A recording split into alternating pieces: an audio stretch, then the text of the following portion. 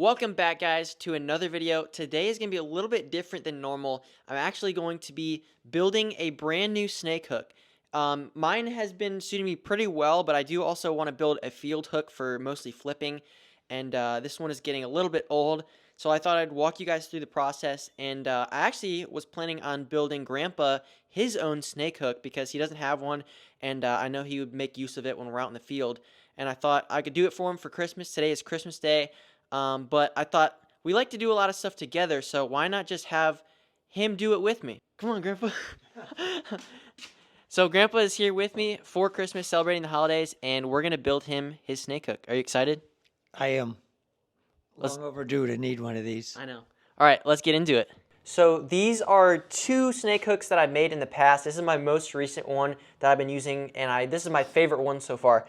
So this one is made with a golf club handle, and this one, my older one, is made with a complete steel rod.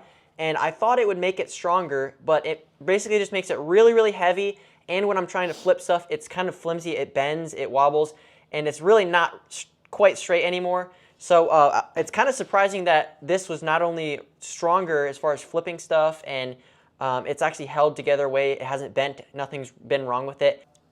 This is kind of a prototype of one that I've made before, and I definitely recommend the golf club type over just a steel piece of like this. All right, so I've got a bunch of golf clubs here. A lot of these are I bought from somebody on Facebook Marketplace for like $40 for like 13, 15 golf clubs, and then I've gotten a few from Goodwill and such, which you can get for pretty cheap, like probably a couple bucks, $5 maybe. So it's pretty easy to find a golf club that you can use for this, and don't go buy a new one. Definitely get one that's older, and make sure you get one that has good grips, the type of grip that you want, so you don't have to re-grip it, because that can take a lot of time up too. So we've kind of got some that are picked out. I think Grandpa liked this one. I like these ones that have better grips, so we're gonna just find a few that we like and start getting to work on them. All right, so for the steel that I'm using, you can either use aluminum or you can use a steel round bar, which is what I'm using. And this is 5/16 of an inch, and it's 4 feet long. If you do use aluminum, it's going to be a lot easier to bend. This steel is pretty hard to bend. I have to use a vise, and I really have to torque on it to get it to actually bend. So if you don't have that type of equipment and you just want to bend it pretty easily, you can use aluminum. But I like having that extra strength, especially for when I'm going to be using it for flipping, that I would rather use this steel. So for this build, I'm going to be using a grinder to cut the tips off of these golf clubs and to do some work on this aluminum once we get it set in. If you don't have that, you can use like a hacksaw or something to get these tips off. But I would definitely recommend, if you have used to a grinder with a cutting blade on it, it's probably going to be the best tool that you can use for cutting these heads off. And as always, we are operating with metal shavings and a power tool, so it's always important to have eye protection. Let's suit up. Nice. Oh, this is mine. Yep. This one's got to be perfect now. Why? Because it's yours. Okay.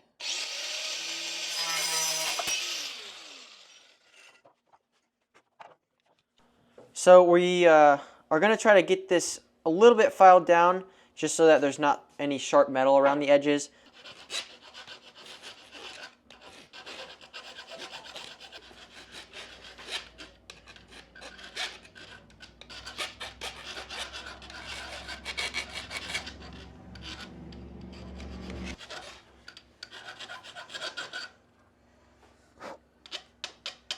And then we can do a little bit of more fine tuning with this lighter sandpaper, just to make sure we don't get any metal in our hands.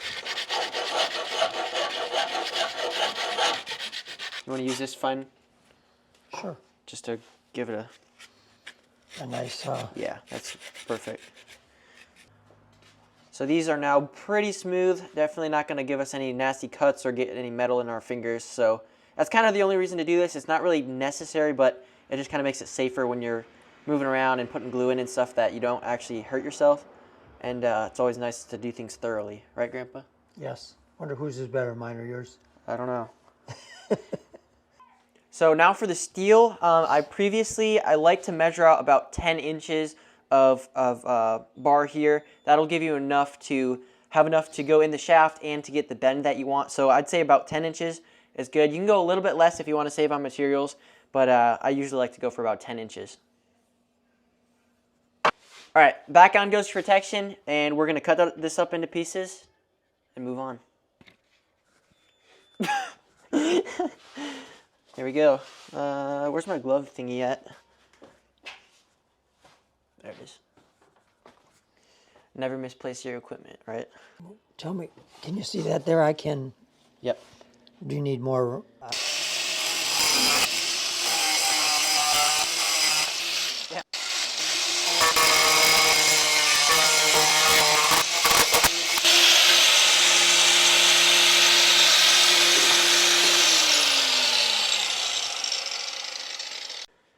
So as with the shaft here, we're gonna make sure to file these down so that we don't get any metal shavings in us, and make it nice and smooth.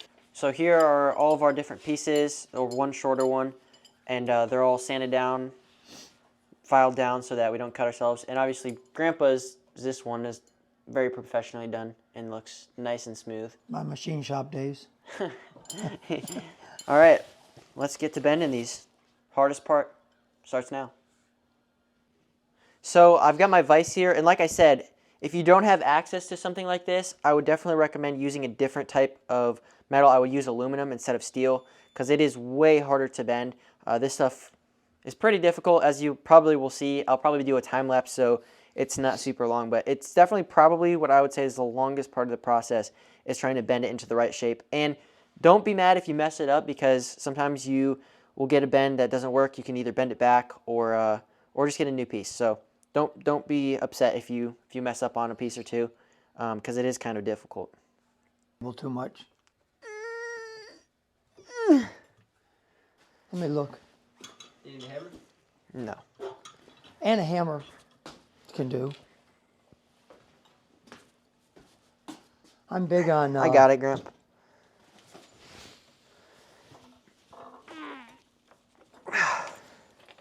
Hopefully I'm not making too many grunt noises. There we go. That worked. How'd it go? Pretty good. Oh yeah, you bent it. There we go. Got our bend in. Oh yeah, you bent that quite a bit.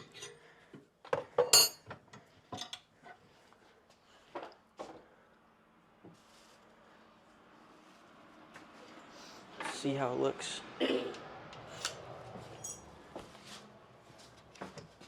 Straighten it. Pretty happy with that. All right. And that's going to be a field hook, right? Yep. I stuck mine in the vise. I put mine in the vise from where I'm bending on the edge, 3.5 inches. And if the bend comes out and it needs to, you can always cut the end off if it's too long. You can't really put extra on it. I'll use the wrench. Let me tighten it.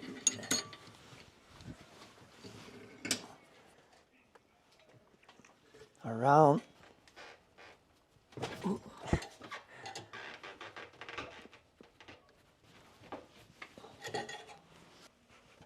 Keep going. I can't go much more. Oh, A little bit yeah, more. you want me to Yep. go. I may have to move back here then. Well, that should be pretty close.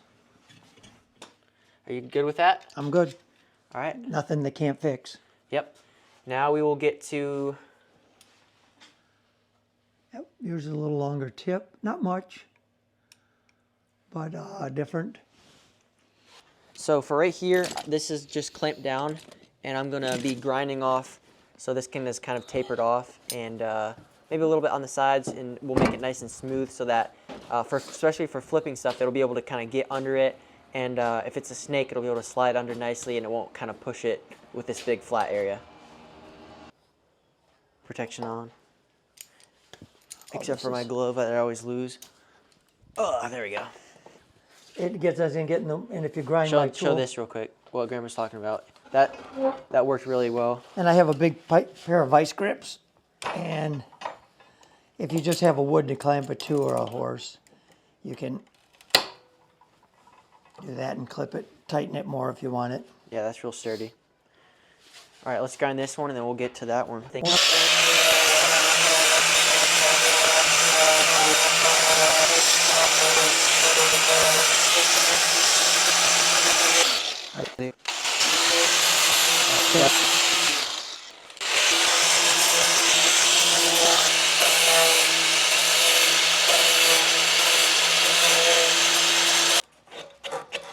Just shining this up nicely,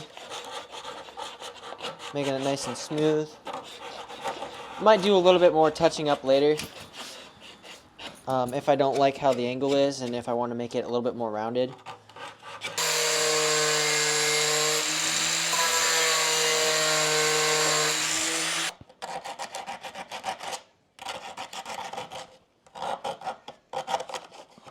So this is super funny. So we were just looking at this golf club handle that Papa chose for his, and it says Cobra. Is it upside down? Yeah, you're upside down. There it is, Cobra on his handle. How cool is that? With a snake. Yeah. So I don't know what, I mean, I've never heard of Cobra for golfing, but it's a nice grip. Cobra golf clubs, It's a, and we're using them for snakes. yep, So it's going to be... kind of cool. I guess that's going to be a good look charm, huh? I think so. I'm going to see a lot of snakes now flipping. Yeah. All right, so we've got our pieces. We roughed them up a little bit so that the glue will set in, and each of our pieces are pretty much ready to go. We're going to get them glued in here in a second. And I did want to talk about the type of glue that I'm using. I picked up, this is just original Gorilla Glue, bonds to literally everything. I don't remember exactly how much this was, but it was probably $5 or so. And I've barely used, I made a couple snake hooks and just, used barely any of this glue. But basically all we'll have to do is wipe down these shafts with water, put a tiny bit of water in there, and put some glue in there, and then it'll be ready to set. I'm going to put some of this glue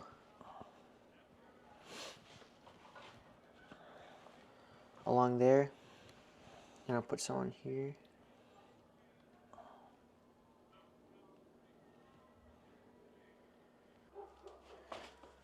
All right. Thank you, cameraman. Oh, I almost put the wrong end in. Should I stick it in there? Yep, I'm sticking mine in. Okay.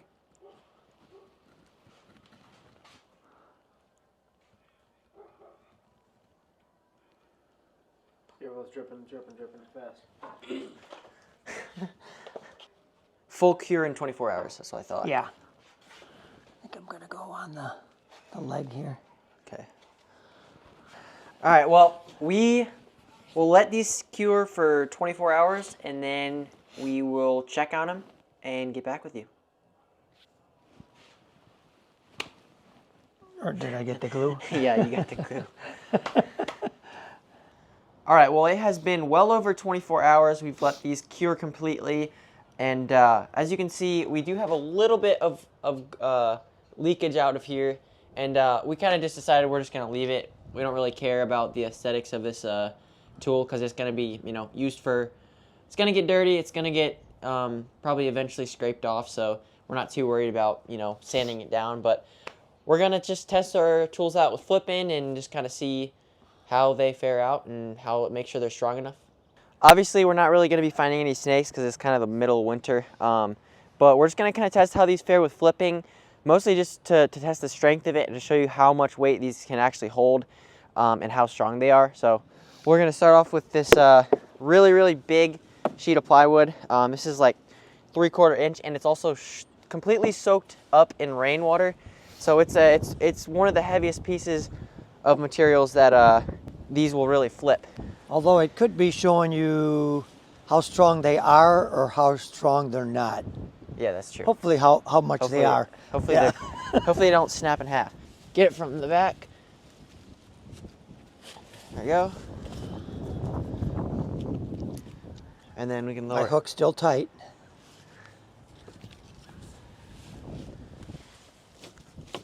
So the pulling strength is pretty good. And then if we slip it under like this and just kind of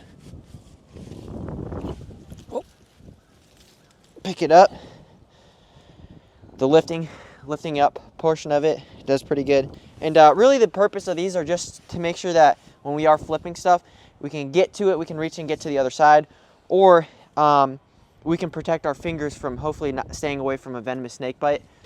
There, I got it. Did you get the one? I think so, yeah. Did you get the one? There we go. Did I get one? Yep.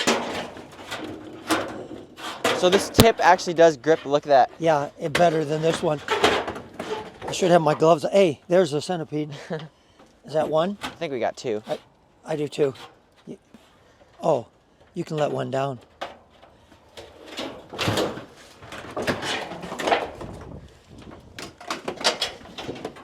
But yeah, the tip of this, definitely, the hook on it, it definitely catches the... Yours does, yeah. Yeah, and it picks it better up than nicely. mine. Yeah, it'll go now. That's going to hit the fence a little. So the tip of this definitely helps flipping so it doesn't slide off as much. Which is, I mean, basically the whole purpose of this is just for flipping stuff for the most part. But Grandpa's is nice and strong, it still works. And since we're probably going to be using mostly both of these carrying around, it's nice to have one of each just in case we do have to move a snake. It's going to be a lot easier with Grandpa's hook. All right, guys, well, that is going to do it for our snake hook builds. I really recommend this for anyone who needs a snake hook. I really recommend just building one. If you have the ability to, if you can borrow tools, or if you have access to some of the things that we use in this video, definitely go for it. These things are super strong, and they're relatively cheap. If I had to guess, I'd say it's less than $20 to make one of these. And I mean, you can really make a bunch of them with some of the same materials too. So yeah, I definitely recommend it. What do you think about your hook, Grandpa? Love my hook. My first ever. Hopefully some nice snakes to be moved with these hooks and flipped with them. Lord willing, that'll happen. Yep, diamondbacks and who knows. Yeah. All right, well, that's going to do it for this video. Thank you guys so much for watching. If you enjoyed this different type of content, let us know. Comment down below, subscribe, like, all that stuff. But yeah, we'll catch you in the next one. That's not a good recording. A little... Okay, cancel that. Let's suit up. My glasses already are pretty... We have to. I'm just doing this to be funny, because they're sunglasses. We have to make it look cool, like chill. Oh, yeah. I didn't know. Ready? That.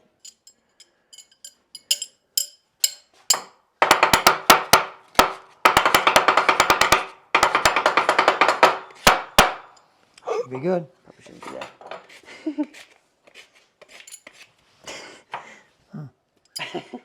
What are you doing? This is awkward. Okay. Good? I think so. Yeah, so it'll take... Ooh! I just got glue in my hair. That's great. Gookanuk? What does that mean? Deutschland, German, good enough. Let's see if we There's can more get... than one sheet? Yes, there is definitely more than one sheet. Oh, I don't know how many I have. How many do I have? I don't know. Probably 1 or 3. I don't know. Oh. 4. Did we get... Failure. We got every single one of the sheets.